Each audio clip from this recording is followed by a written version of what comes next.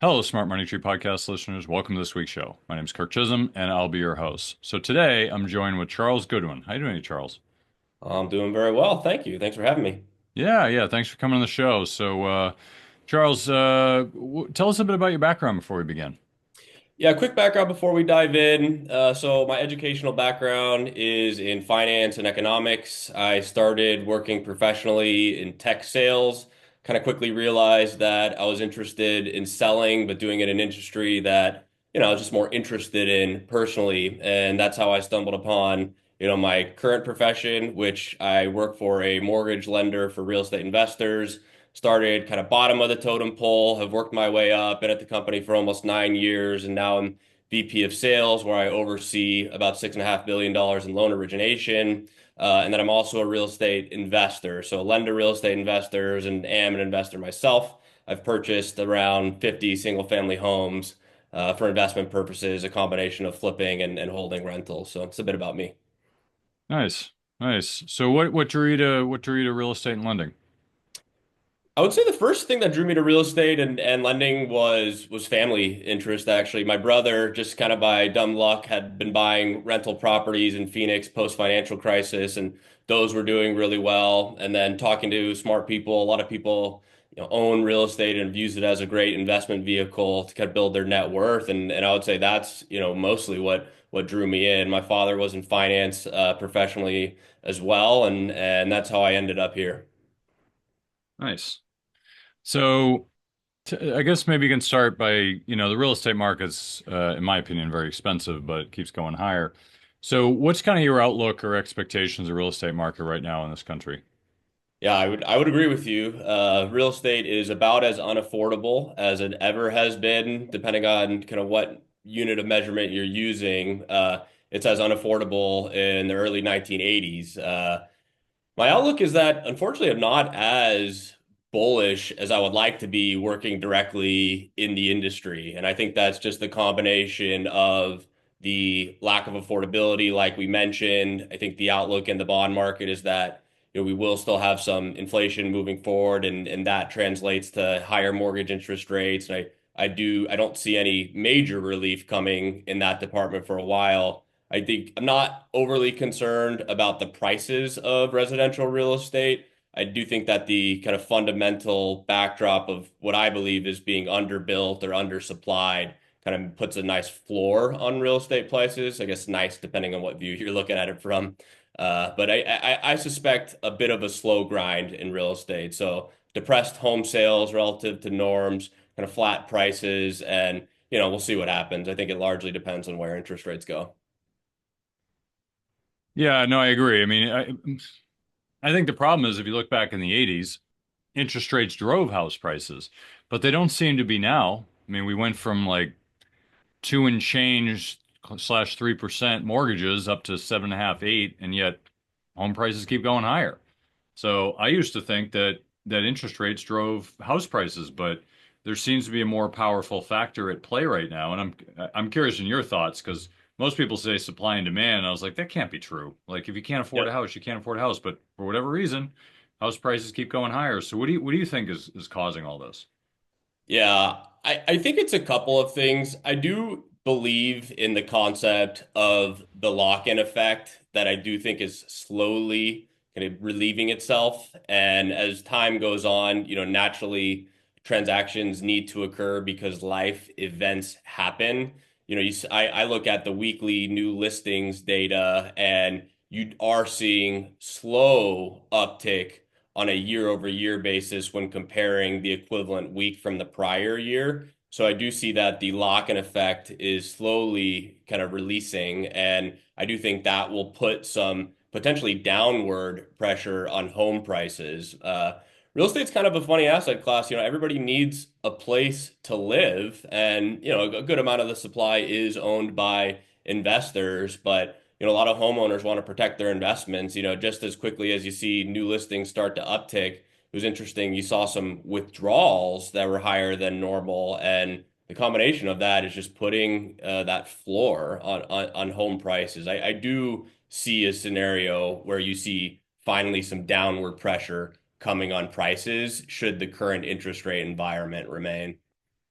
Yeah, it's interesting you say that because I remember back in was it 2021? It was like the end of the year, right before they started raising rates. I saw a bunch of houses in my neighborhood go on the market, and everyone's putting their signs up. It's like, oh, let's just cap out at the top. And then as soon as rates started to go higher, everyone took them off Yep. because it was just things weren't moving. No one was buying because why would you buy now? Just wait till it goes down again, right? And it's locked in a huge amount of houses that, I mean, if you think about it, if you go from like a 3% mortgage up to a 7.5% mortgage, that's doubling the monthly payments, Right.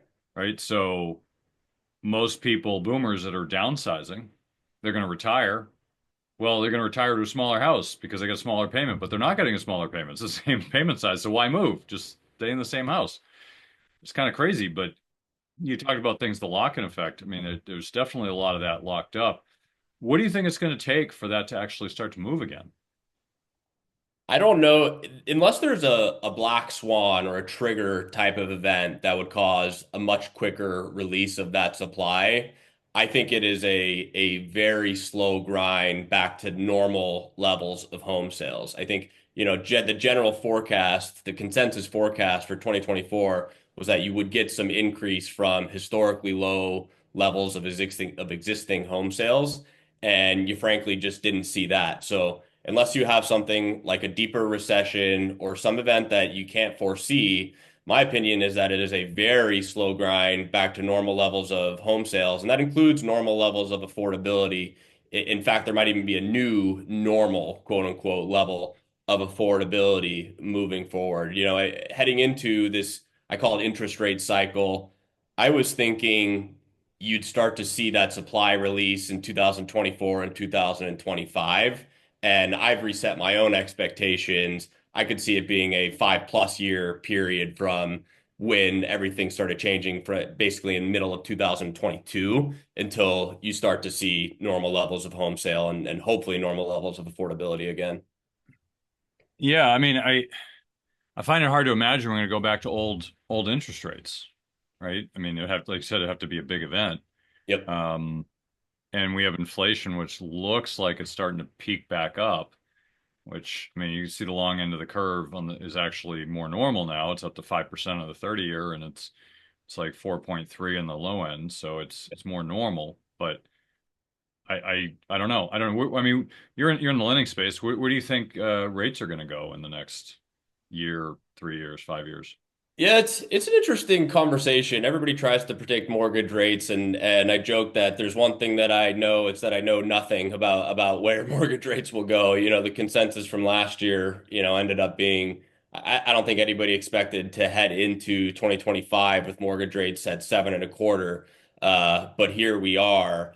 I think that mortgage rates will, my best guess is that they will start to see some of the financial conditions ease depending on what you see from the new administration coming into the White House. I think that right now the sentiment is the various policies that may come into place will be inflationary, and that's pushed up expectations for the long end of the curve, things like the 10-year Treasury, and that's keeping mortgage rates elevated. One thing that's worth calling out is there is a spread between the 10-year Treasury and the 30-year mortgage rate. And though we have seen the 10-year rise in the past, 60-ish days, you have seen that spread come in a little bit, which has been an interesting observation, and that's prevented mortgage rates from going over 8. If the spread between those two were at what it was back in late 2023, mortgage rates would be over 8% today. So I do think that the spread coming down and hopefully some expectations being reset when perhaps the policies aren't as inflationary as folks might think there is, I think you start to get some relief in mortgage rates. But I agree with you. We're never going back, unless, knock on wood, unless some large economic event occurs. I don't see us going back to a 3%, even a 4%. I think folks should reset expectations for the long end being closer to the, mid fives, even 6%. Now, I'm a student of history, and I like reflecting back in the 70s and 80s, and remember they got really high back then. Um, Can you see scenarios where things would really get like out of range? Like, right now I got a 7.5%, like a 10% mortgage or a 12% mortgage.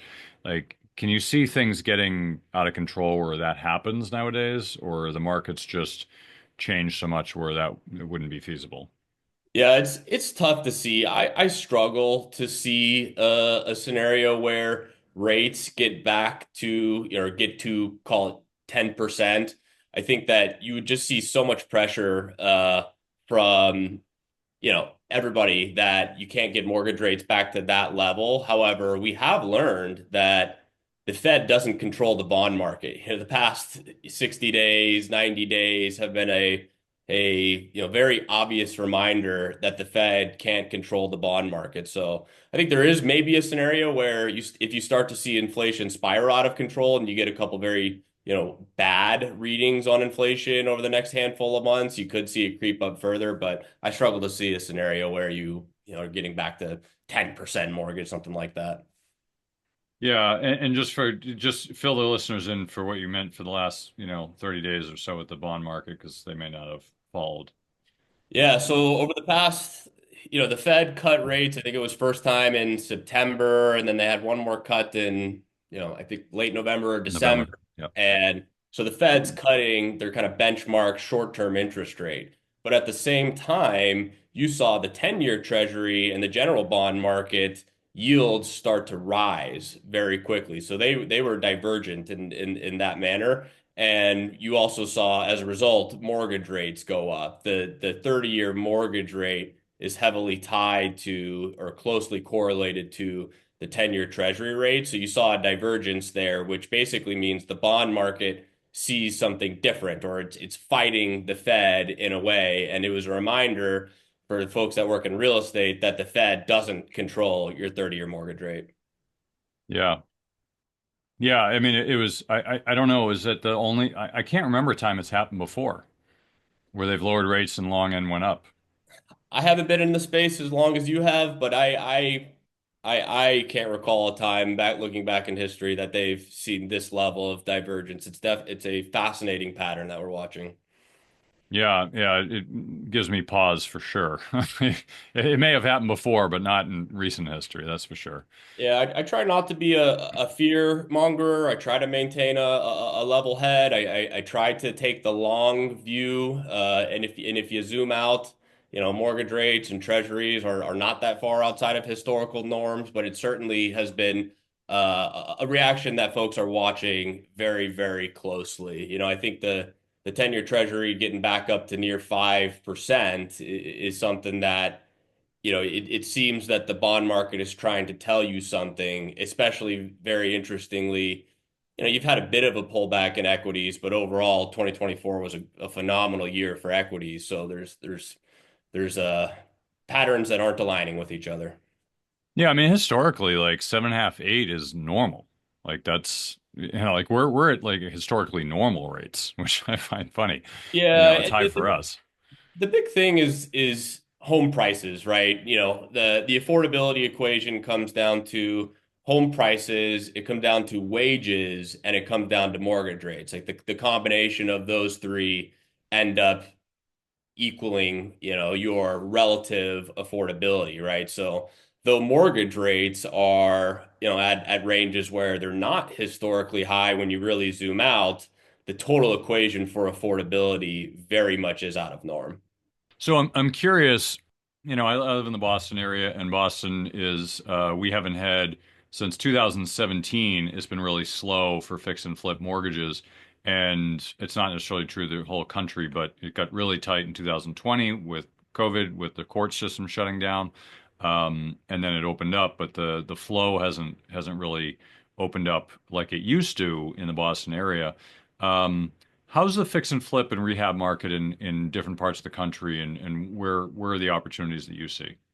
Yeah, it's a regional story right now is how I would describe it. I think you see very different performance in home prices, in levels of resale inventory, and just general home sales. Very regional. So, for example, in states like Florida and Texas, you are seeing lower levels of investor and flipping activity going on because the resale inventory in those markets is, at or even above pre-pandemic levels. But then you go to markets like the Northeast and many markets in something like California, and resale inventory has not crept back up to pre-pandemic levels.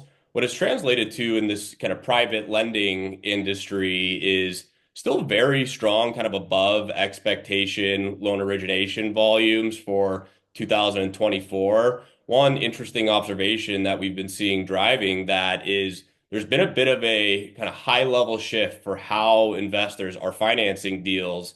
And there's been a shift away from bank and credit union type of financing and over to this private lending space. So, for the private lenders in the space, the activity's still been very strong, but I would say it's a very regional story.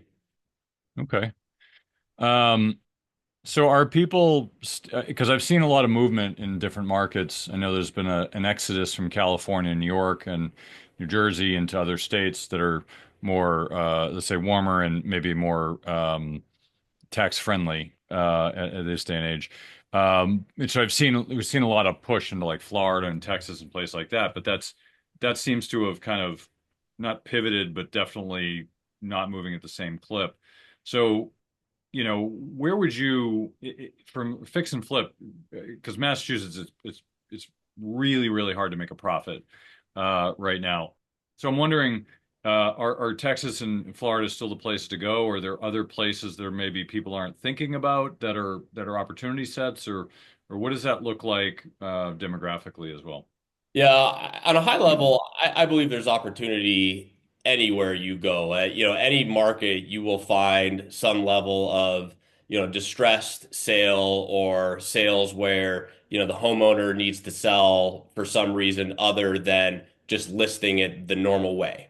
That being said, there certainly are pockets where, I believe are stronger flip markets or stronger for investors in general. And on a very high level, and I can drill out into some specific markets that I keep an eye on, but on a very high level, I think the southern or Sun Belt states, for reasons that you just mentioned, will still be strong, moving forward. I think a few of these pockets, like Texas and Florida, are certainly, in worse shape at the moment. However, I do think believe in them more in the long term.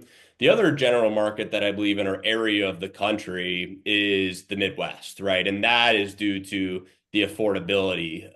There's better affordability there. So, for example, markets like, Cincinnati or Cleveland, those markets you have, Indianapolis is another good one. Those markets you have better overall affordability. The housing market isn't quite out of whack with either way too much or not nearly enough supply. And those are good markets to keep an eye on because I do think that they are attractive from an affordability perspective.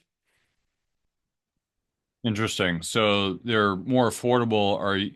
Are people able to rent them out and or I mean typically fix and flip or selling them, but I know some people choose to fix them up and then rent them. Yeah, it's Um, a common strategy. Fix to rent is a very common strategy. So you're buying something that needs some work, fixing it up, and then putting a renter in there. That I would say is more common in those Midwest markets, like I was mentioning. That's primarily because the equation for cash flow still works, meaning your rent that you'd receive can cover those properties' expenses better than they would, in a market where values are very high, like California, for example. That being said, those are still good markets for flipping too, because you have relatively low resale inventory. And why that matters for a flipper is you have less competition when you go and relist your house. So if you're a flipper that's doing their job and putting a high quality product on the market at the right price, I'm not talking about the flippers that kind of give a bad rap from a publicity standpoint. I'm talking about a flipper that puts a quality product on the market at a good price. Those homes are still selling, and especially in an area where affordability is, better compared to some other markets. Those are markets that I would be looking at. okay, yeah, makes sense. Are there certain, I mean, when you're looking to lend to people like this, are there certain metrics that you look for that make them an ideal risk candidate? Yeah, we have a handful of metrics that we look at. Some of them are the basic traditional lending metrics, like, FICO is a common one that we look at. The experience of an investor, the prior experience, even though my company will lend to somebody with no prior experience. We have a few proprietary models related to credit, related to the risk of the property, which is basically a marketability factor. So we have call it a dozen or so kind of representative variables of credit risk, but a lot of them are ones that folks might traditionally think of. Okay. Um, so uh, when you do you do anything outside the US, or is it pretty much just US centric? Just US. Okay. Um, so how are there other strategies that people are looking at when you have an overpriced market that, fix and flip is one of them, maybe like lease to own. Like there's a whole bunch of strategies people employ in different environments. Like what do you see as the best one for this, even if it's not, in your wheelhouse, but Yeah. what are you seeing most people gravitate towards? Yeah, I would say the trend that might not be as apparent that we are seeing emerge is the concept of a mid-term rental. So it's not your long-term rental where you're putting in a renter for 12 months or more, and it's not a short-term rental, so an Airbnb concept. It's a midterm rental where you think of transitional or transactional renters. So something like a traveling nurse or, somebody who's there for a couple of months at a time, that is a way that you can probably receive a bit more rent, which helps the cash flow equation, but not necessarily dealing with all of the, in my opinion, headaches that can come with a short-term rental. I would say that is where you're seeing some trends emerge. I still believe in kind of the core strategies like a fix and flip or like a traditional long-term rental, but midterm rentals are certainly something we're seeing emerging. And I think that that's primarily a factor of trying to find a way to hold real estate, but still let the rents cover the debt service. Is it easy enough to find midterm rentals? I mean, I know, I mean, in some areas like around here, there are no rentals on the market. I mean, there's Yeah. some, but none that people probably want to stay in unless they're just desperate to get into a town. In the city, there's a lot more, but I'm just curious in what markets have a lot of inventory versus some that maybe just don't have enough to really make it worthwhile. Yeah, a market that I'm thinking of is the one that I'm in. I live in North County, San Diego, and in San Diego, you have military, you have a lot of healthcare, and both of those attract kind of transient tenants, and you have folks coming in and out, and it's a good market to get medium term rents going because you have folks that might need something for call it 1 to 3 months, and there are different, websites where if you're searching for that type of occupancy, you can find them. And then other than that, you have to always be sure to run the numbers, make sure that that investment works. And there's certainly different ways to underwrite them. But as long as you're careful about it, a market like San Diego works great for it. Good, good. Um, Cool. So, what are some common mistakes you see with fix and flip that you try to avoid if you're loaning money to people? Yeah, I mean, I've made a handful of those common mistakes, personally from the perspective of the real estate investor. I've, experienced loss on a few different scenarios.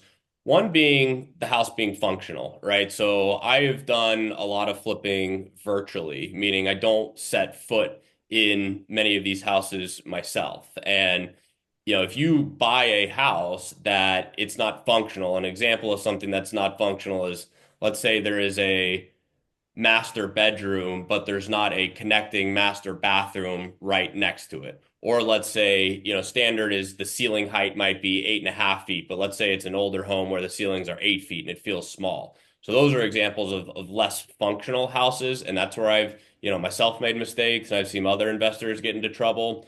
A couple other areas that from the lending perspective that we look at are the concept of external obsolescence. So that's something like, do you back a freeway or railroad tracks, or are you on a busy street? Things like that, where the comparable houses that you might be looking at, might have similar characteristics to your home, but not necessarily have those same external obsolescence features. Those are things to look out for, both from the lending perspective and from the investor that's hoping to make a return. Okay. Makes sense. Um, all right, as we get close to wrapping it up here, any final thoughts you can leave us with about the market or things we should be thinking about?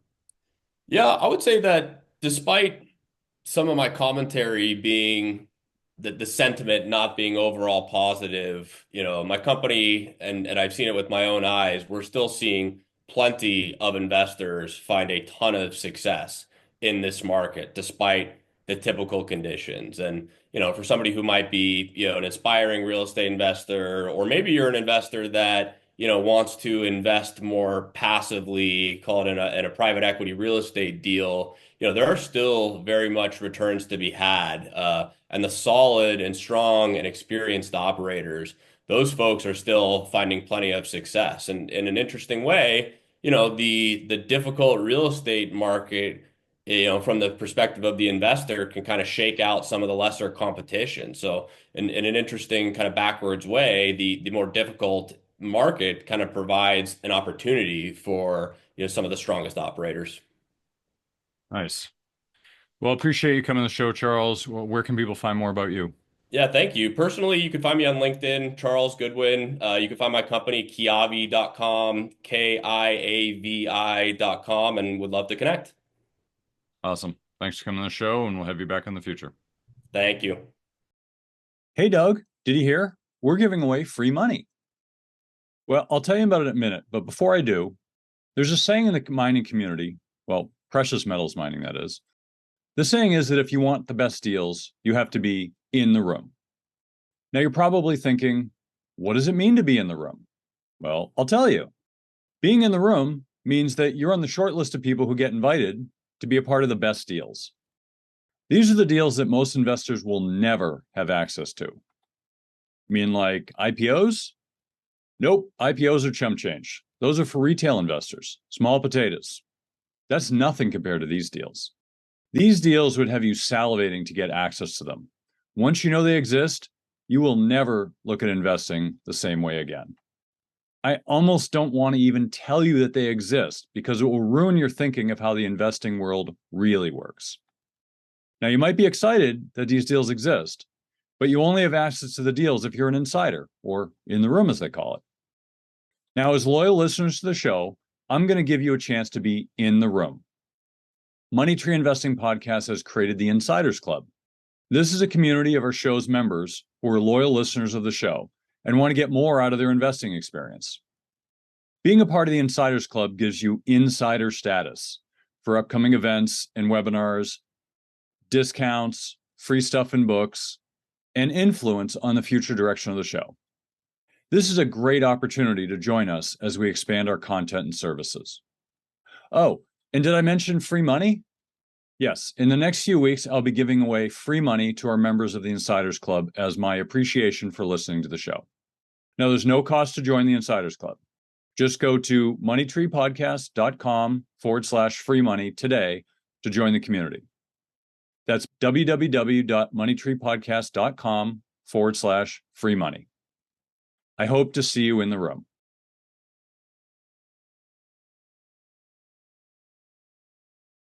All right. Well, that was a great interview with Charles. Really appreciated him coming on the show, sharing his wisdom with us. Now we're into the panel portion of the show where you have our very own Barb Freeberg. Hey, Barb.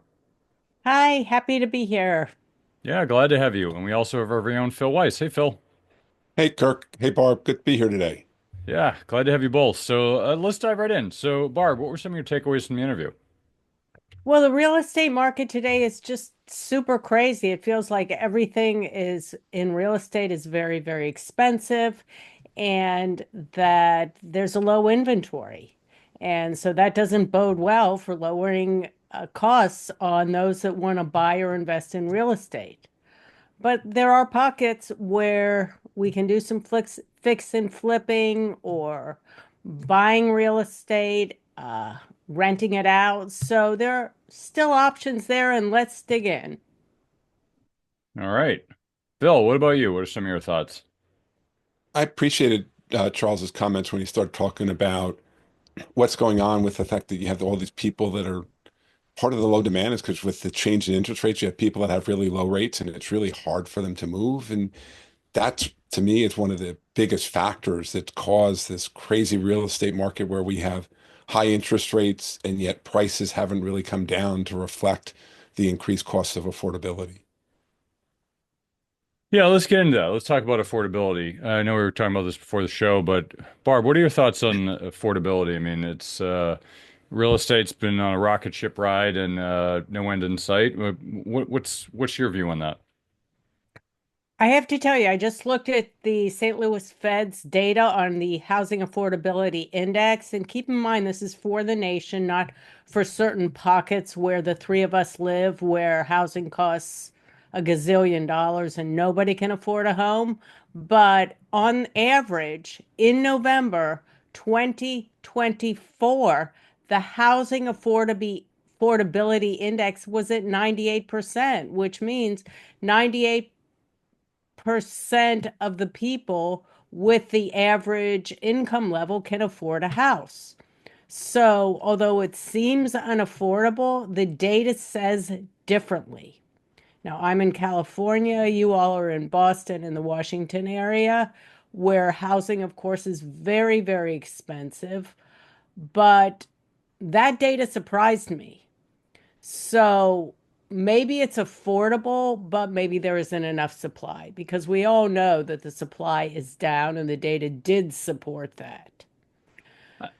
I'm actually So kind of curious. thoughts? Yeah, I'm actually kind of curious, Barb, how they're doing the math because the average, the median income, median home price, I mean, as you just said, in certain parts of the country, I can afford a lot of properties in the Midwest. I can't afford one here, right? So are they just taking an average, like the huge range of zero income to $1 billion a year, and you're saying, well, the average, it reminds me of that joke of like, the average income of people in the bar is 500,000, and then a guy walks in the bar and now it's like 100 million. It's like, well, Bill Gates walked into the bar, like it's just the averages don't mean anything, right? It Exactly. Well, and this is the median, which, the median is half above, half below. Average is the average of all. So it is a different metric.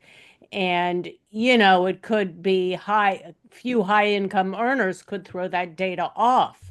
So I appreciate what you're saying because the data's there, but really it depends on your particular situation. And to what Phil said at the intro, the fact that there are so many people that have these ultra low interest rate mortgages, what would motivate them to sell and have to triple their mortgage payment? I can't think of anything. and I think that's really the key is interest rates are freezing the real estate market and freezing people out. Phil, what are some of your thoughts on affordability? When we talk about affordability, so here's a great example. I was talking to a client yesterday, and when we first started working together on his financial plan, he lives in Northern California, and he has a rent a place. He got married, and they were going to go to Washington State, but she's from Ohio.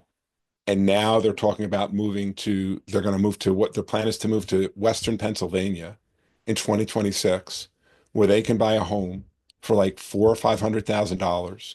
Their mortgage payment, even in this environment, would be less than what they're paying for rent in California. So affordability, like if you get back to what we were saying, does it matter where you are? Absolutely, it does, because Western Pennsylvania is an entirely different market than Northern California, and the costs are very different. So affordability is impacted by where you live. That's a really important element of that. So I wonder, like when Barb said that number, I was really surprised because that, like, I know where I am, and that's not how it is here. But I know when I was talking to my client yesterday, I understand exactly what he was saying, and I know that it's cheaper to live there. So it really is impacted so much by where you live. Well, Phil, The good news is, pretty soon your area will be very affordable once the government teat stops giving out. Because that's yeah, Washington D.C. is going to be a tough real estate environment, I would imagine, in the You next mean four because years. nobody's going to have a job there anymore? Yeah, yeah, there won't be any employees. It'll just be a barren wasteland. It'll be like tumbleweeds blowing through the streets. You know, it'll be like Buffalo at 3 in the afternoon.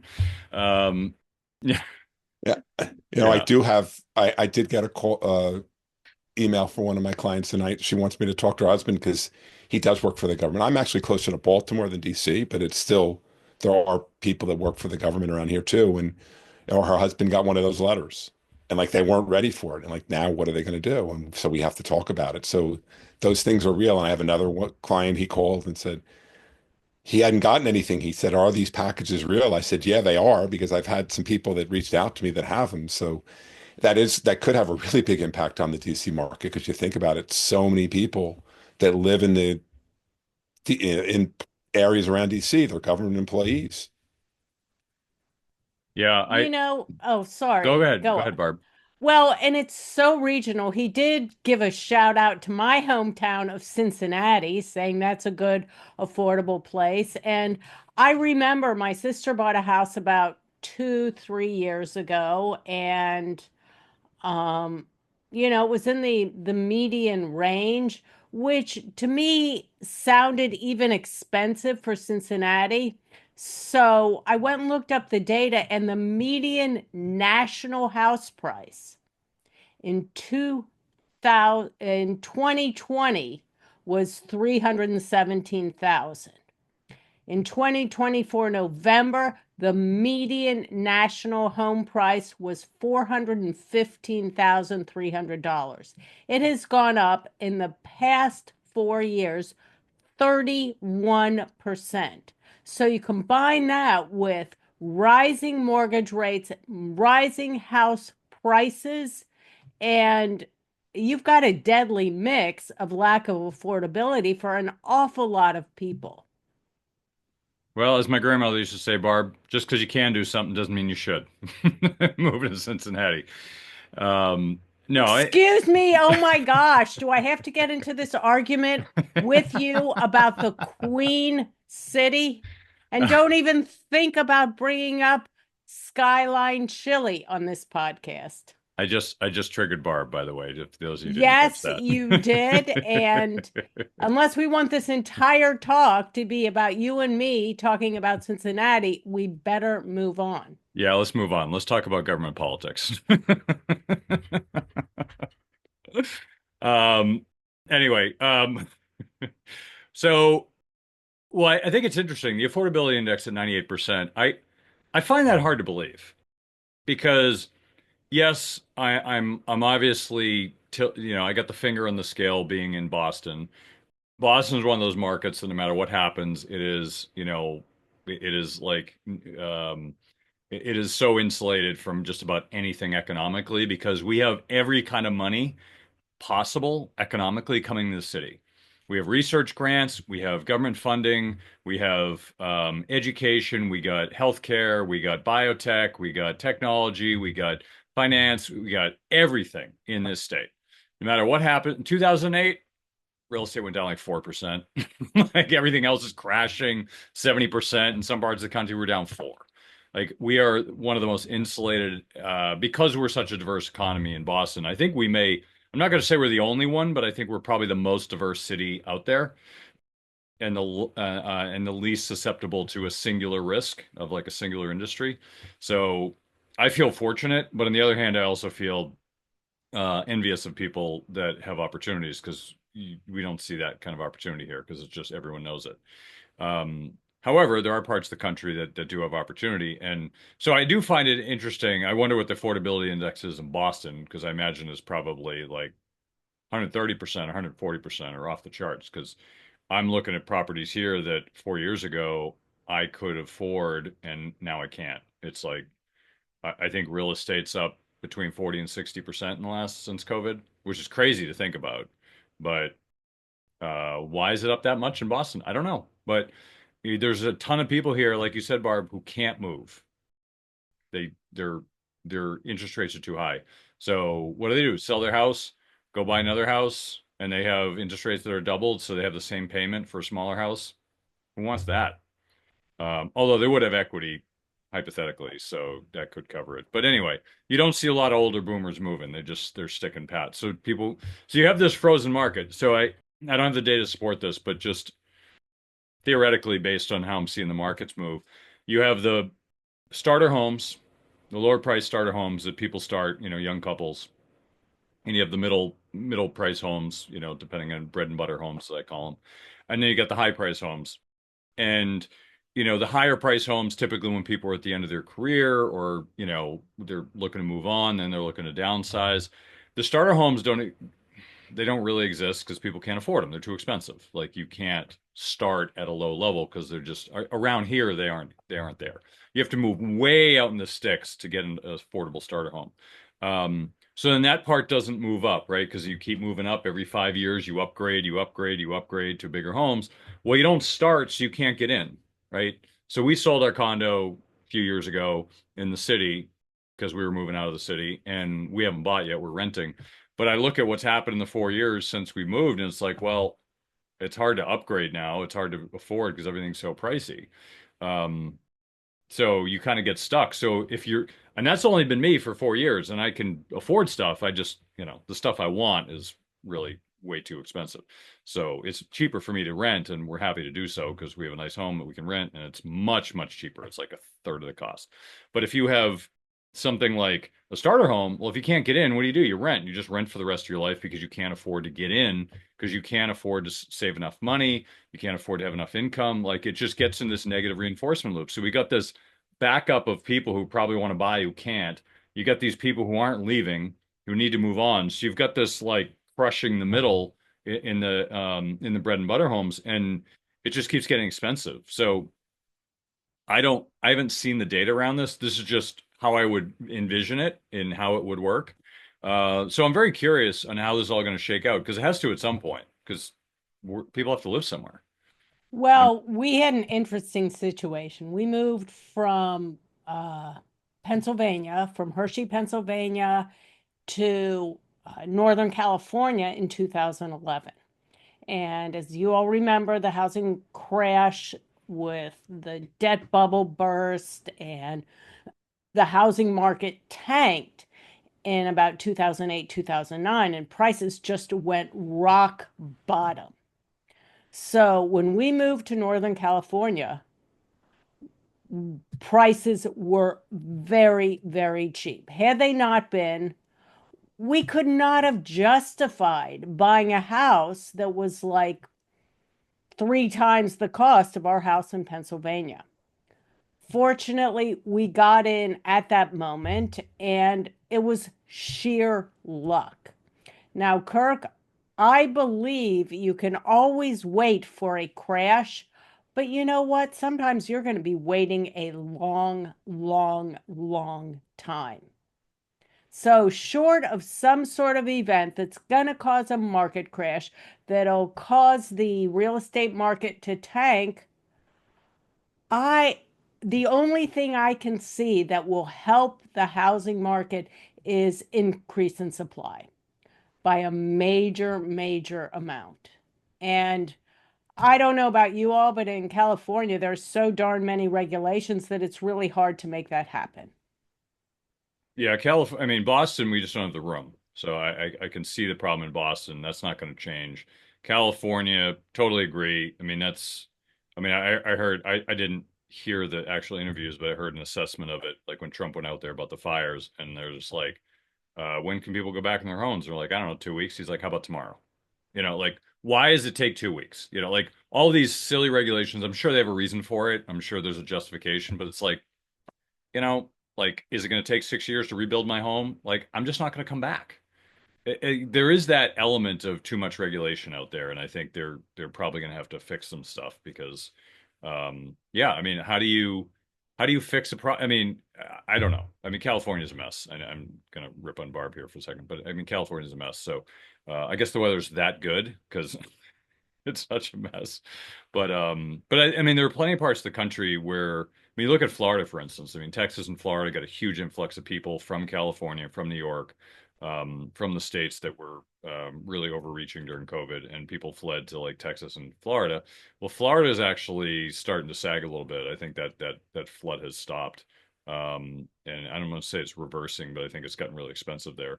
I believe rents are starting to come down in Florida because they were really high. I think they're starting to come off. I don't know about home prices, but yeah, I mean, I think it's hard when you have that much of an influx. There was like a pig and a python going through the country with after COVID of all these people moving, and now it's kind of shaking itself out. So I don't know where that goes, but Phil, I mean, what do you think? I mean, how should people be thinking about this? Should people be obviously this is about fix and flip kind of properties. Um, but with houses, it's expensive. I mean, should people be getting into real estate and being investors, or they should just kind of wait, or what are your thoughts? I mean, how should people look at that? Well, it's hard. Like I have a client that's really what she does. She looks for homes that she can buy and fix up and sell. And with the prices the way that they are and rates where that they are, it's hard for her to find something in this area at least where she feels like she can do that and profit from it because you have the cost of the materials and the time and whoever you're paying to help you fix it. And she's got to borrow. She can't fund the whole purchase price, so there's a higher borrowing cost. And then can she afford with the housing price elevated, home price elevated, it's hard to do that. So again, I think it depends on where you are. And I want to go back to a couple other things that you mentioned. I know that you talked about starter homes. I think like here in the Northeast, and I'm sure that I would guess it's the same in California too, that there's areas that are like protected, they're green space because they don't want to overbuild and they want to leave some open space.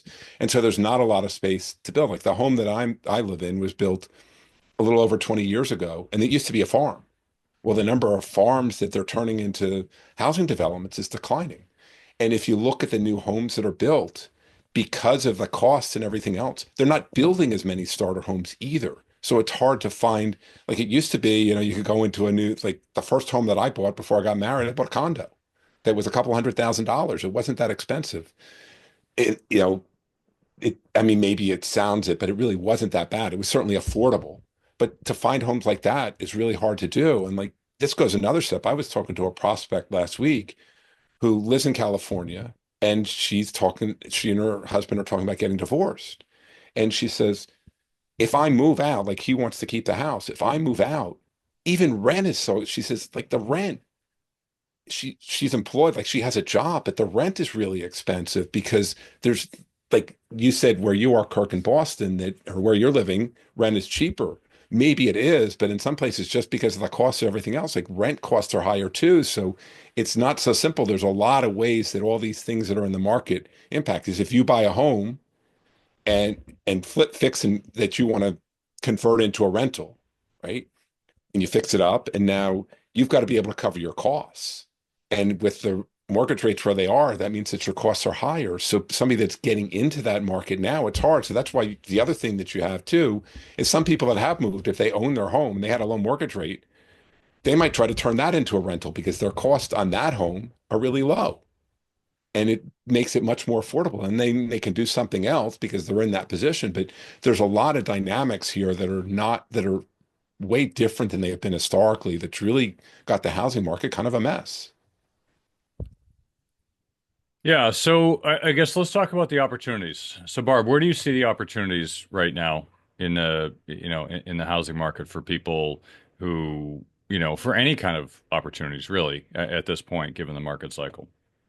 Well, there are still affordable places in the country. For example, um, Michigan has had, particularly Detroit area, had a really tough time a couple of years ago, and you could buy some really cheap real estate and fix it up. But not a lot of people, I mean, Charlie talked about doing this virtually. I don't like that. I think that is just fraught with problems. So that means you'd have to go to Michigan, buy a property, oversee the renovation of it, and then resell it. That's impractical. So, where are the opportunities? There's other places to invest in real estate, but as we discussed, the market is crazy. Additionally, the office market has just been slammed because businesses are either giving up their offices or shrinking because we still have a lot of people working from home. So, where does that give you an opportunity? Maybe a diversified REIT, a real estate investment trust, where they aggregate a lot of different types of real estate, or you could go to something like uh, a, a specific sector real estate investment trust, which might capitalize on data storage facilities. That's a huge growing area. Or warehouses. That's a huge growing area. So you get a possibility of some cash flow and appreciation in the REIT. Now, there are also private opportunities that are for either accredited or not accredited investors. These are syndicated real estate people that put together these deals. They're available predominantly for accredited investors, but you really have to look at them carefully. And you have to examine the fees. And you have to examine the backgrounds of the people running these. And you have to look at the market for the type of real estate they're in.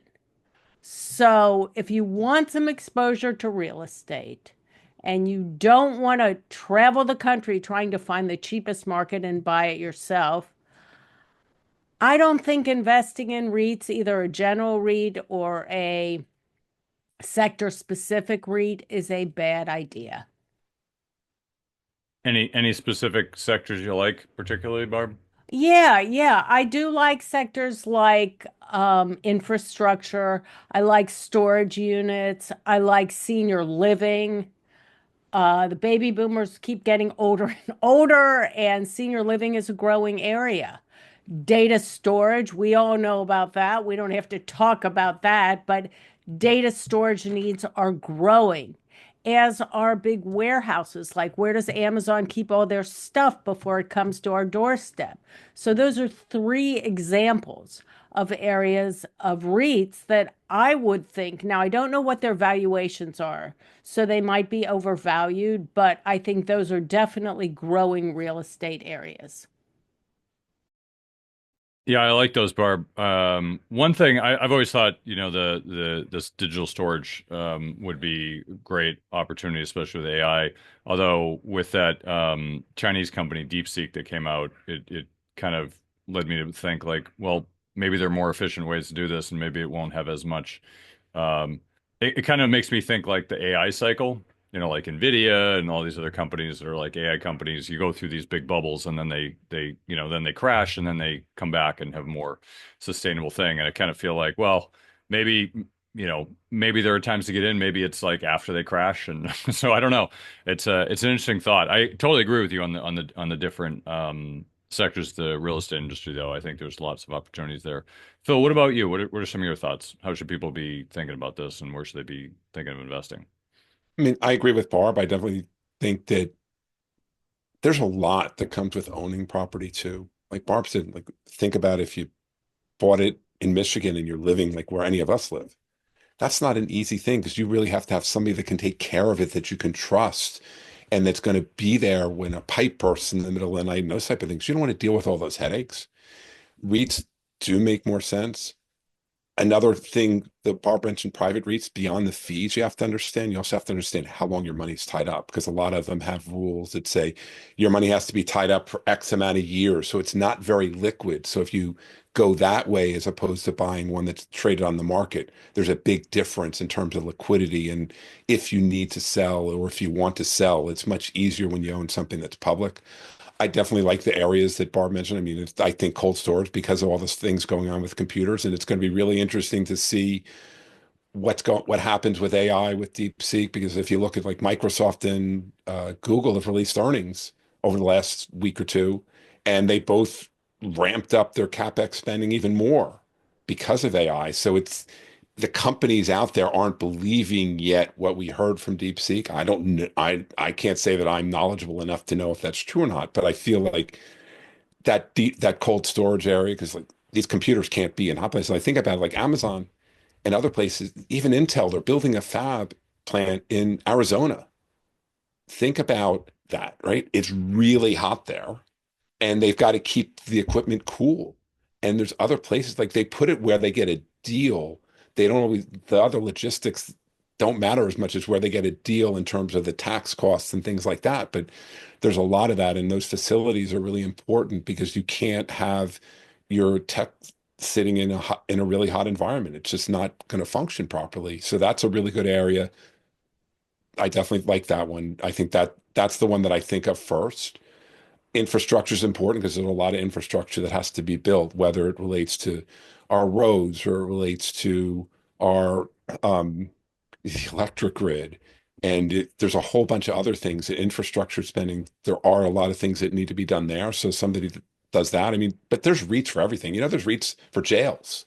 Barb mentioned senior living, but there's also REITs for jails. Like there's REITs that own that profit from owning jails and the money that they get for doing that. So you can find a REIT for almost anything, or you can just find a broad REIT ETF and get exposure to the whole sector. But that to me is a better way to play it unless you really want to be involved in managing the property. Yeah, jail REITs, a thriving sector, unfortunately. It's funny. I didn't. You mentioned this. Somebody else mentioned this to me a few weeks ago. I didn't realize there was a jail REIT. I think there's like one or two, but yeah, fascinating that is a thriving business and scary that it's a business instead of government run because they. Anyway, we'll get into all that, but anyway, so we'll wrap it up here. So final thoughts, Barb. Where can we find more about you? I'm Barbara Friedberg. You can find me on my YouTube channel and at Barbara Friedberg Personal Finance. See you next time. Thanks for coming on, Barb. And Phil, final thoughts from you. It's a tough real estate market. Right? There's a lot of things to be careful of. It's not like anything we've seen before, so you just want to be careful. And if you're going to invest, like I said, I would prefer REITs because there's just a lot of headaches that can come with direct property management unless you're going to be actively involved. I'm Phil Weiss, and my firm is Apprise Wealth Management. I know that experiencing big life transitions can be stressful. My job is to help empower women facing new beginnings with the financial knowledge and tools they need to make self-assured decisions. My firm's Apprise Wealth Management. We'd love to get to know you. If you're facing a new beginning, you can take our Flourish Through Life's Big Changes assessment at apprisewealth.com/assessment to discover how ready you are to embrace and thrive through your significant life transition. You can also sign up for our blog. Thanks for having me today, Kirk. Yeah, thanks for coming on, Phil. That's the show for this week. Thank you again for joining us on Money Tree Investing Podcast. My name's Kirk Chisholm, wealth manager of Innovative Advisor Group. We don't just manage your wealth, we make your life better. You can find more about me at innovativewealth.com. And of course, you can find me every week here on this show. You can also check out our show at Money Tree Investing Podcast. On our website, you'll have access to the show notes, resources, and the archive shows. Please remember to subscribe on our YouTube channel for immediate access to the new shows when they're released. When you subscribe to the show, it allows us to get access to some of the top minds of investing in personal finance. While you're here, please leave a comment and question if you want us to address it on the show. Have a great week ahead, and remember, no one will care about your money like you do, so invest in your life.